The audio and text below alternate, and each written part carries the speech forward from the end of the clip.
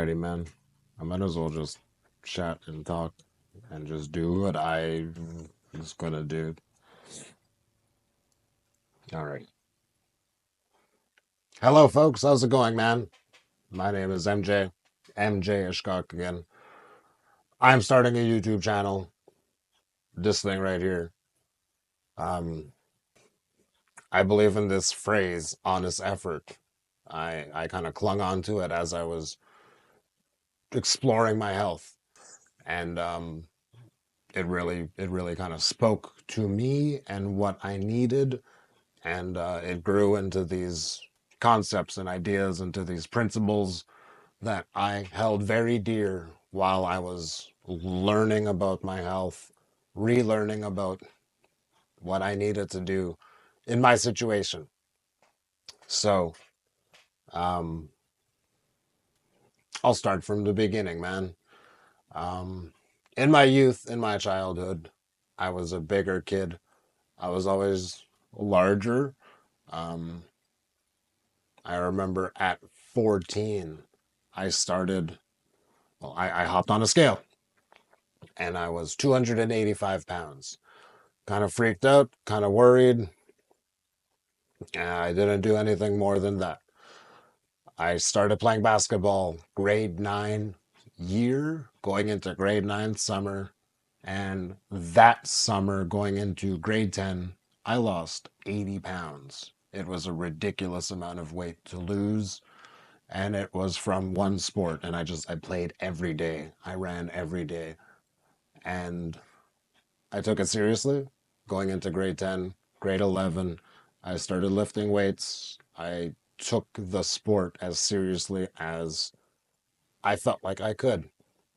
I got a few awards for my efforts. I was the most improved player going into grade 11. I went from a bencher, barely making the team, to a starter. And I love basketball. I say it saved my life. And it taught me a lot. It taught me a lot about my health. It taught me a lot about um, learning skills that you don't particularly have, right? And that's a big deal. That's a big component of what I'm going to be sharing. Um, I learned how to get better at things I was not good at. I was not a good runner. I was not really good at. I'm not fast. I'm not tall. I'm not particularly strong, but I worked at all of these things to be a better athlete. And I learned that early. I learned that in high school, thanks to sports. So I finished school. We move on. I don't have any more basketball. I'm convinced that I could just kind of hang around my community and just chill out for a year or two and do nothing, right? And unfortunately, I did nothing. Nothing good, anyways. I hung out and I started to party. I started to really party, and I was drinking to the point where uh, I would say for a year I might have maybe missed 2 or 3 weekends of not drinking, which is awful in retrospect. But at the time, I won't lie and say that it was fun. I was doing it because I was having fun. I didn't particularly have a problem, I don't think. I didn't drink during the weekdays. I didn't drink casually. It was for the party. And unfortunately, I took it to some deep waters. I started started bootlegging alcohol to stay at the party and to kind of keep fulfilling that lifestyle. And it was detrimental to my health, obviously. Drinking like that is obscene. Drinking like that is horrible for your health. And before I knew it, I was gaining a bunch of weight. And I go to school. I do get up and eventually do something, right? I go to school for business accounting. I take off, and I'm out in the world learning, figuring out that I am kind of in a poor position. I think I do remember trying to go to the gym during that time. I got a bout of plantar fasciitis, which made me stop what I was trying. I gave up the gym after another month and a half of attempts, quit, and kept the weight. Maybe gained more weight. I don't remember. It was a blur. I was in a bad spot mentally. Um, I finished school, get a diploma. I come back to my community, continue to kind of kick around. I wasn't doing much until I got a job, a comfortable job in an accounting office. Things got a little more comfortable. I had a little more cash coming in. Home finances were covered at this point, and I started to develop diabetic symptoms while I was working. I remember it happened a lot while I was at work. Not regular thing, regular. Um, I started feeling these symptoms, right? Hands would be numb, feet would kind of be numb. I'd have to go to the bathroom like every hour, it felt like. Um, Terrible things. It felt terrible. Anyways, I didn't like it. My quality of life was dropping at 26. And the worst of all of these symptoms that I share often, I tell this story to people because I know it happens to other people, man. I would get this feeling. Sorry,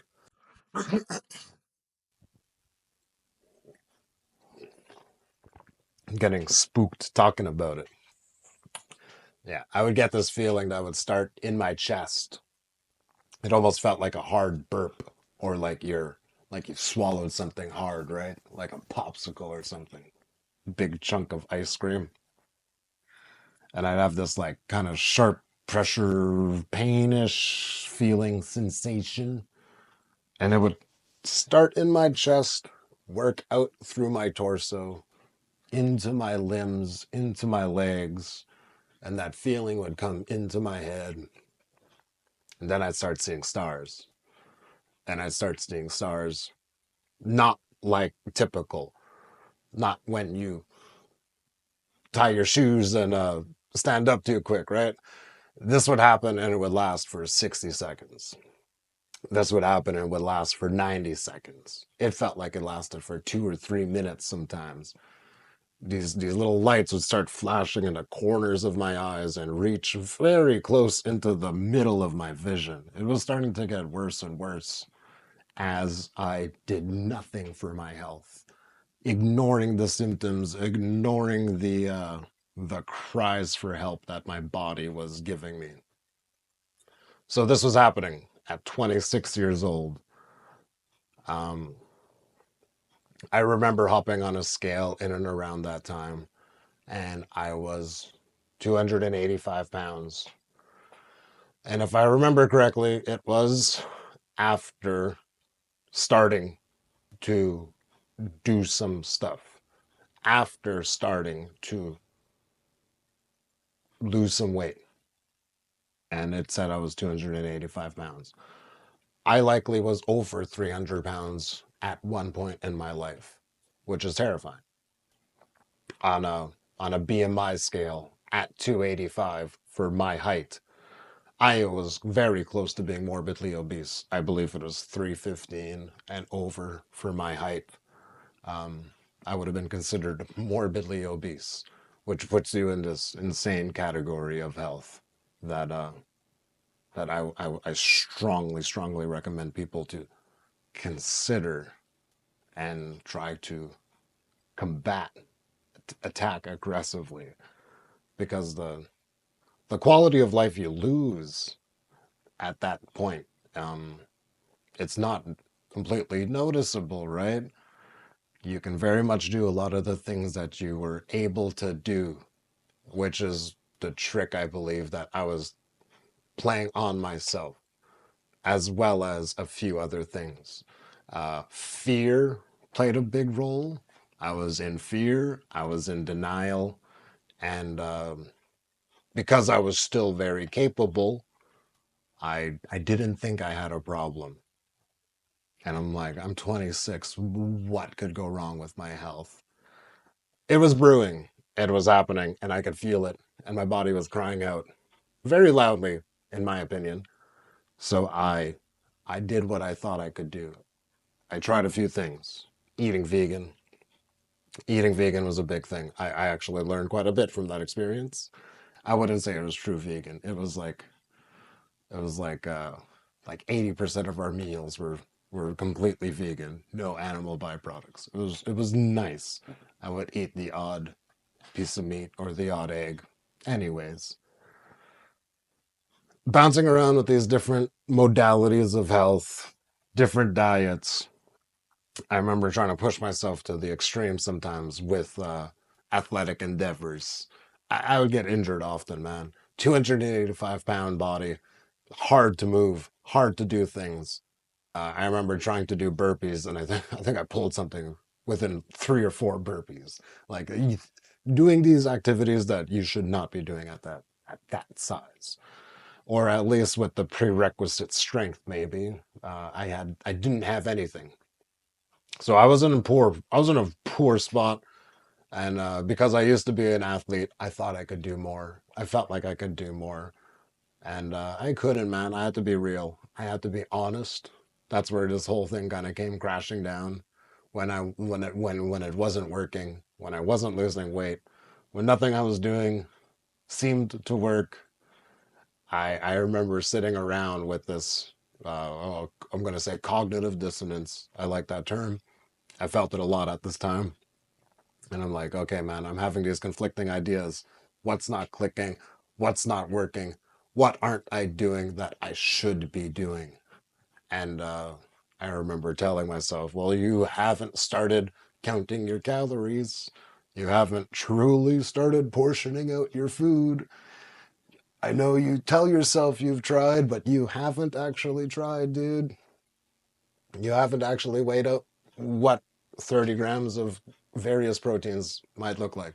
You don't know what 2,400 calories of good food looks like. You don't know what 180 grams of protein looks like in one day. So, how can you say you know these things? I admitted to myself I knew nothing. I admitted to myself at that point I wasn't sure what I was doing, and I had faith in what I could find. And I'm just trying to find as much information as I could on what statistically works. And from what I found at that time, it was anything. It was anything as long as you keep it within your calorie limit, within your intake, is what I understood. So I'm running with that idea. I take a BMI calculator, figure out my height, age, gender, what my size should be. It gave me this obscenely small number. I was too small. I gave a number that I thought was adequate. I believe it gave me 174. And I don't know if you see me, but there's no way in my life I would ever be 174. I don't think. I could be wrong. I got pretty damn low. And anyways, it told me 174. I made it 185. Told myself, okay, let's aim for 185, 190 of an athletic build, because I didn't just want to be a shriveled 175 person. I was trying to play basketball again. I wanted to go coach kids. I wanted to go share this experience I had with basketball that saved my life in various ways. And I knew I needed to be a better athlete to do that. So at 26, I'm starting to take basketball serious again. I'm starting from absolute scratch, learning how to count calories, weigh my food, figure out what my intake was. Started eating a bit like a bodybuilder because I was like, oh, I want to be 190 pounds. What does somebody do when they want to be 190 pounds? Oh, well, weightlifters do that. Bodybuilders do that. What do they do? Well, they eat 1 gram of protein per lean body mass. So I'm taking these different things that I know and I understand across these different disciplines, and I just take it and mash it into what I need, right? And I'm mashing together all of these ideas and mixing together uh, my cultural identity and my understanding into it at the same time to make it understand for me, to help me kind of have this framework that helps me understand what I'm doing better. So things start clicking, start losing weight, it starts actually working. Um, my health gets better, better, better, and I feel amazing. And I'm working off of these principles that I would like to share with people. And it started during this time where I'm formulating the true concepts of what I believe this. I'm going to call it a system. I'm going to keep saying that. I'm going to keep using quotes because I don't know a better term for it where I don't feel cringy saying it. Um, but for a lack of a better term, I believe in this honest effort system, which is propped up by three components of health that I use as the we use teepees a lot, right? Native community. When you're putting up a teepee, you could use 3 or 4 poles to start. And I have this concept, and I like it a lot, where I'm these three components of health, and it's culturally appropriate to me, where I consider my physical, mental, and spiritual health to fulfill all components of my being to be a healthier person. And I do that so I am better for me, for my family, for my community, and in essence, the world. I believe I could change the world by being a better person solely on my own. And, I'm getting giddy just thinking about it because I truly believe in that concept. And it just starts with 2 words, one phrase that I really like, and it's honest effort. And in my experience, we're not honest with ourselves, right? We don't tell the truth to ourselves, and it's a bit of fear, like I said earlier. For me, it was a lot of fear. I'm a temperamental person, kind of high strung, and a part of that health is emotional intelligence and understanding yourself a little better. I'm getting choked up thinking about it. 1 minute.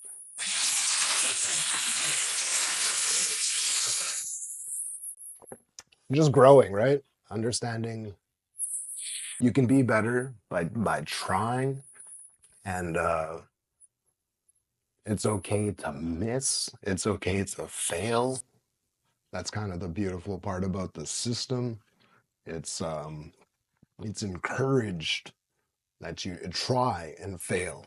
Try and fail everything. Go and give it a shot. That's why I got a tattoo of an arrow and a shitty little bow. And I believe in this idea of just trying, failing, trying and failing, because eventually you're gonna hit it. Like eventually you're gonna hit the bullseye. Eventually you're gonna hit what you want if you give it honest effort. And when we're trying these things and we don't give it an honest effort, and then we do fail without these without these principles in mind that it's okay, you really beat yourself up, and that failure compounds, and it feels worse every time you fail. So you don't even try, right? That happens to us too. That happened to me. I'm going to interject us with me often because I am mostly talking about me, but I listen to people, and I hear we're all going through these same little issues, right? So I want to have this conversation, question people, politely as I can to question their health and their actions and to try to have an honest conversation about our collective health because that matters. I think that matters, and I truly believe it starts within. That's why I do believe in the mental, physical, and spiritual health of the individual. These things need to be addressed, and I don't think they are. That's that's why I want to have this conversation. I don't think people are doing it because why else would we have so much diabetes? Why else would we have all these sick people? Why else would cancer be ravaging our communities or heart disease, taking our elders? Fuck sakes. So yeah, like this stuff is happening, and are we talking about it? Are we talking about it the way we should be? Not with angry voices, but like just with tough love. Like, a big part of what I believe in is tough love. Why you would not eat awful foods is for tough love on yourself, right? I got 285 pounds because I was eating garbage. And no amount of self love was going to stop that from happening. And that term bugs me sometimes. I do have self love when I'm not eating chocolate. It's tough love, self tough love. And we don't want to do that. We don't want to do that with ourselves. It hurts. And we deserve it. We deserve health. We deserve more. And nobody's talking about that. Nobody wants to say that. We deserve better health. And it starts with us, unfortunately. Nobody's going to give it to us. And God damn it, that's why I'm doing all this. And I think I'll stop right there before I start crying again.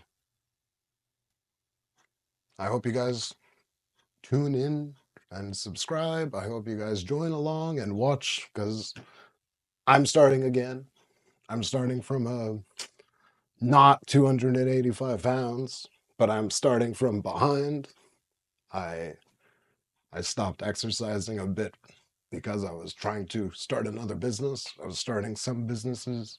Took a lot of my time. I drove for 3 years. I sat for 3 years. Did a lot to my body, and I'm getting my body back, which is feels amazing. It feels beautiful. I love it, and I'm excited to share with people again what we're up to here. And I want others to have this too. So here we go. Give it a shot, man. Join along and subscribe, share, put us on your socials. Share with me what your resolutions are for the year, man. We're 1 week into the year. Have you guys been doing what you guys said you're gonna do? What are you guys up to? Gonna quit drinking? Are you gonna quit cigarettes? Or do you want to start running? Let me know, man. I want to know what you're up to. So let's talk about it. All right. I'm gonna end it there. Have a good night, guys. Peace out.